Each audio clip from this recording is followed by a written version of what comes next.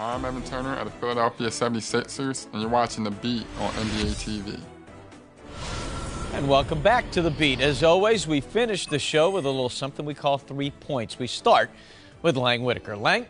Thanks, Mark. You know, NBA fans spent this summer talking about some high-profile signings, guys like LeBron James, Chris Bosh, even Shaquille O'Neal. Yet thus far this season, one of the most impactful signings looks to be Gary Neal in San Antonio. Who?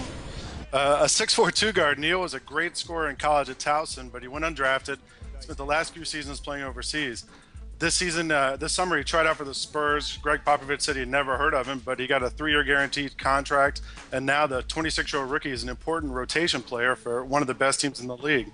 It says a lot to me about Neal's aspiration, but it says even more about the way the Spurs organization is run. They're creative, they're efficient, and more often than not, they're successful. David? Robert Heilberner wrote that we must understand what history because it will repeat itself. Yet in the NBA, we never seem to remember this. Whether it was Dikembe Mutombo's great win over the Sonics, that team never won another playoff series. And whether it was Portland just a year ago, New Orleans a few years before that, the young Chicago Bulls were going to be the next upstart. We've done it again this year. We've labeled the Oklahoma City Thunder as the team that's ready to take the jump.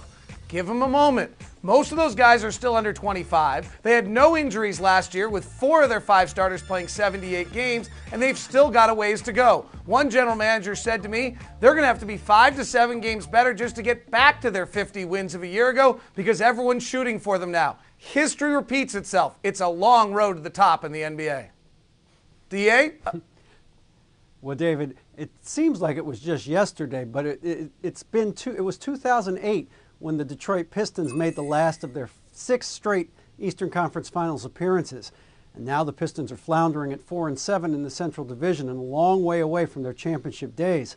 But one unfortunate habit seems to have followed, and that's their players carping about their coaches. In the last few years, they've had the likes of Rick Carlisle, Larry Brown, Flip Saunders, Michael Curry, and now John Kuester behind the bench. And at one point or another, the Pistons players have found fault with all of them.